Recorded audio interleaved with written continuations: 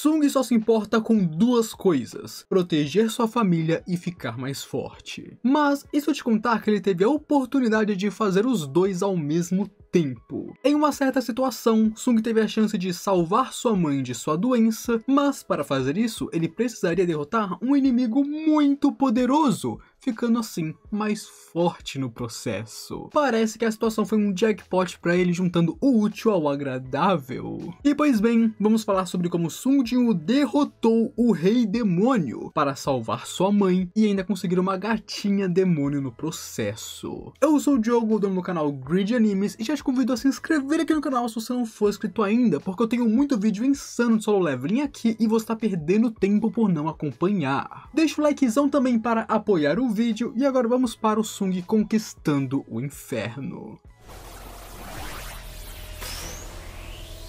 Como sabemos, a primeira vez que Sung entrou no portão do inferno, ele saiu rapidamente após derrotar aqueles Cerberus, achando que era muito pra ele ainda estava fraco demais para entrar lá. E então, depois de ficar mais forte, ele faz outra tentativa que o leva até o andar 76. E nessa mesma tentativa, ao matar o demônio Vulcan, ele conseguiu alguns itens bem interessantes. Ele ganhou os brincos do monarca demoníaco, o orbe da avareza, os chifres de Vulcan e finalmente um fragmento da árvore do mundo. E esse fragmento pode ser usado para criar um item mágico de alta qualidade. E em seguida, Sung lutaria e derrotaria um Lich nesse portão do inferno, que era outro boss. E ele ganharia a água nascente da floresta dos Ecos, que também pode ser usada para criar um item de alta qualidade. E como recompensa por concluir algumas missões que ele tinha, Sung ganha a receita para criar a água sagrada da vida, onde essa água sagrada pode curar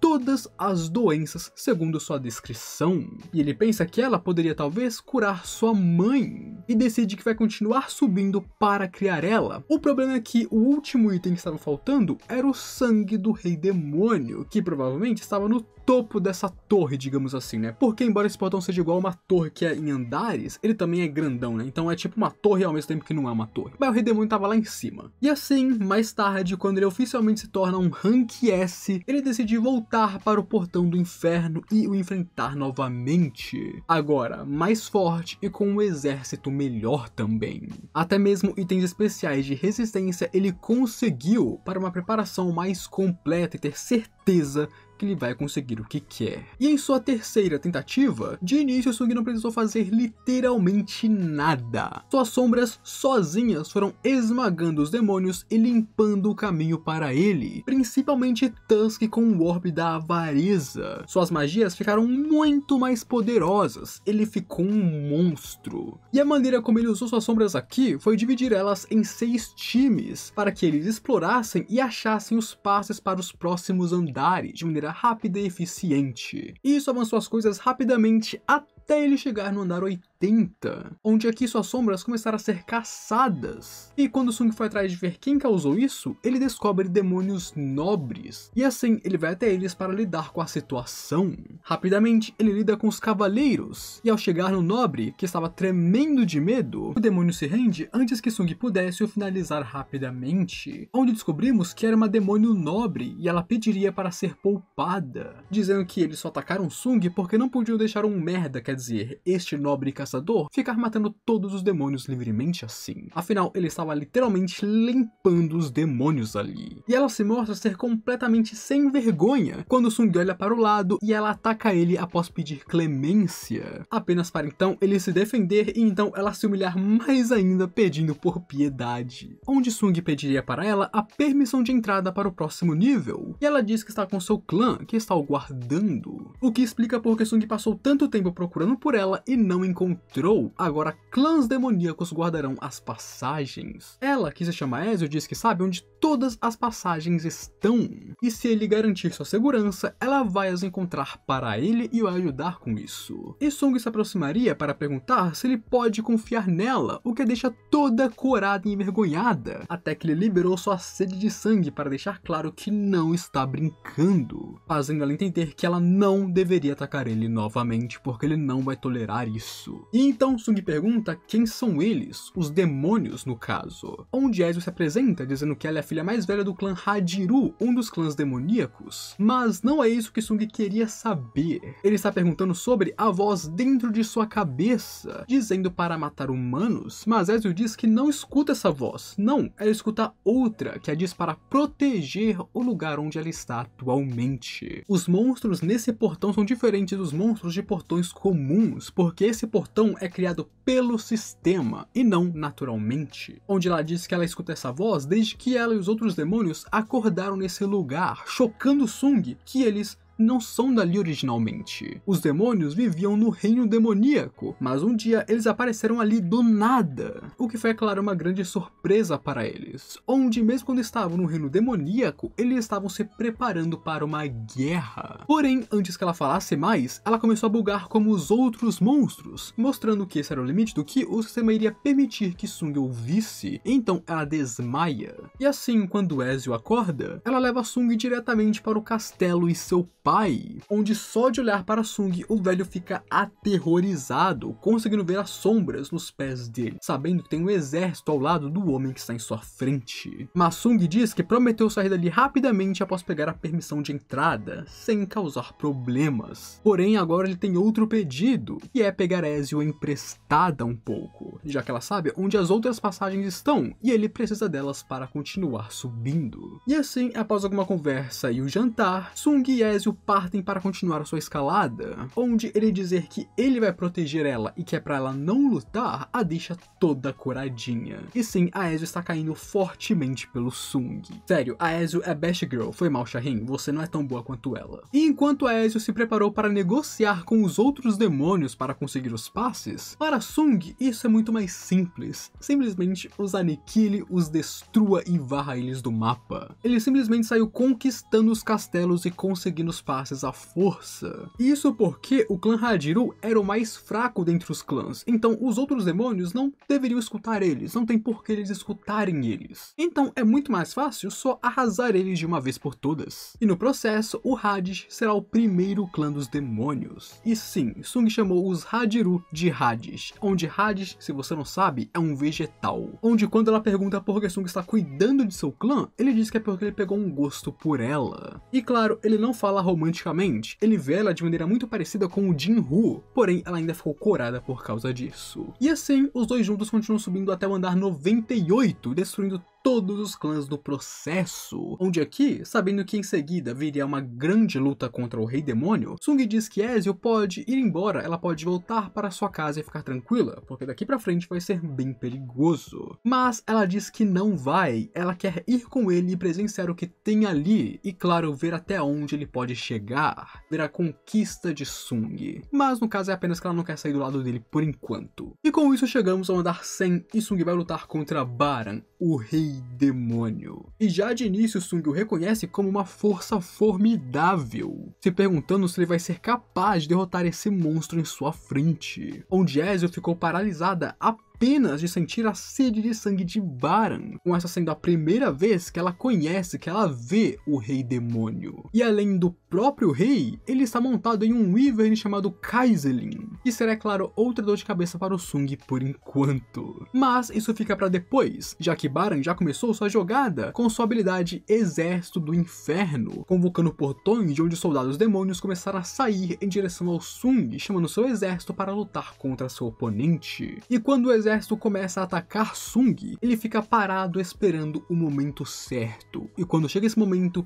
ele ativa o domínio do monarca e então convoca suas sombras, quebrando o ímpeto dos demônios e, claro, sobrecarregando, convocando seu próprio exército. E enquanto suas sombras, principalmente seus nomeados, estão acabando com os demônios, Baran está ali no ar voando, com um sorriso no rosto tranquilíssimo, como se nada estivesse acontecendo. E enquanto os dois estavam nesse impasse, Sung aqui embaixo e Baran aqui em cima, a Ezio assistindo os dois fica meio perdido em pensamento. De um lado, Baran é o governante supremo dos demônios, do outro, Sung é o invasor que está conquistando tudo à sua frente. Qual lado ela deveria apoiar aqui? Então Baran faz um ataque de sopro, cuspindo um monte de trovões e raios em cima de Sung, querendo o paralisar com efeito de status, mas Sung é imune a efeitos e isso não funciona nele, e além disso ele ainda protege a Ezio com sua capa aqui, sendo um completo cavalheiro. E assim Sung avança querendo cortar as asas do Wyvern, mirando nelas para o derrubar no chão, e assim Baran perder sua vantagem aérea. Porém Baran o bloqueia com sua grande espada, e então manda Sung voando de volta para o chão com um contra-ataque,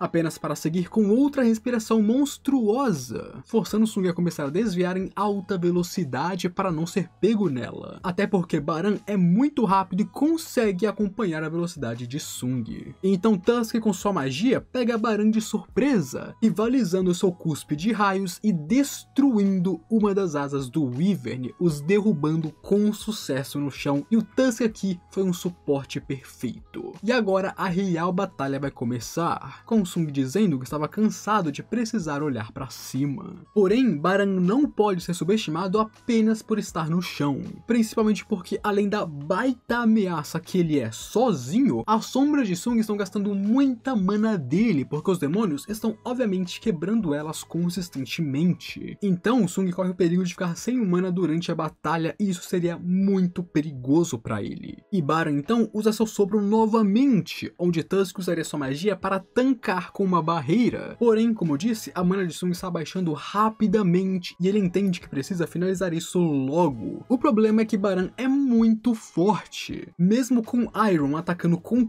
tudo, derrotar ele foi fácil para o demônio. Nem mesmo Igris foi capaz de cortar o Rei Demônio e foi destruído por um sopro de raios na cara dele. E enquanto Baran estava ocupado cuspindo raios em Igris, Sung ainda tentou o pegar de surpresa, sendo bem furtivinho o estilo de luta do Sung. Porém, para sua surpresa, Baran se defendeu, bloqueando completamente o ataque, porque esse bicho é forte. Em seguida, ele pega Sung pela sua cabeça e o levanta, enquanto com a sua outra mão ele bloqueou a espada de Igris de novo, mostrando que esse cara parece ter 20 olhos, porque ele olha para tudo que é canto. Porém, este também foi um erro, porque enquanto ele segurava Sung, Sung aproveitou a oportunidade para o cortar com suas facas, o empalando com suas adagas, enquanto Igris também seguiu o mesmo. Em vez de atacar Baran, ele focou apenas em o bloquear e, claro, o furar. Embora Baran tenha apenas liberado mana no ar e então se libertar de todas as facas. E então, em seguida, ele convocou suas duas adagas, porque aquilo, né, rapaziada? Todos os inimigos de Sung precisam usar adagas obrigatoriamente, porque senão de onde que ele vai tirar novas adagas? Assim, Baran, o Rei Demônio, que estava usando uma espada até agora,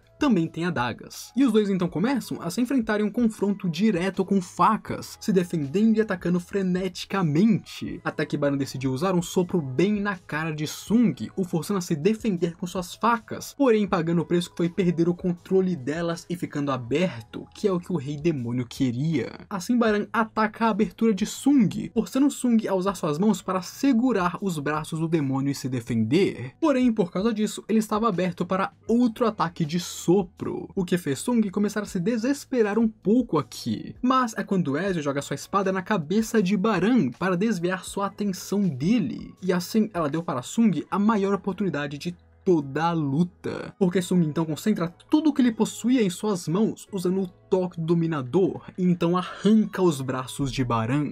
E em seguida, se concentrando em força pura com seu toque, Sung dá um gancho em Baran, explodindo sua cabeça. E então, caindo no chão, Sung diz para Ezio ir falar com o pai dela, porque agora os Hadish, sim, de novo eles chamam de Hadish, são o top 1 clã demoníaco, e claro, o único que ainda existe. E assim, Sung acabou com o Rei Demônio. Como recompensa, ele conseguiu o sangue purificado do rei, onde ao juntar ele com os outros ingredientes usando a receita que ele ganhou, Sung começou o craft da água sagrada da vida. E o nível de dificuldade desse item é S. Ela é uma misteriosa poção que pode ser usada para curar qualquer doença. E com ela terminada, Sung só precisa atestar agora. Assim, ele coleta a sombra sombra do Wyvern e o chama de Kaizel. E então se despede de Ezio, já que em vez de voltar com ela, ele vai usar seu movimento das sombras para apenas voltar para a Coreia. E então, montado em Kaizel, ele vai direto para o hospital onde sua mãe está internada, pensando que se isso, algo que o sistema criou, não pudesse a curar, então nada nesse mundo poderia. Ela já não teria mais volta nesse caso. Mas, novamente, ele bota sua fé no sistema e vai fundo. Chega no quarto do hospital e faz sua mãe beber a poção,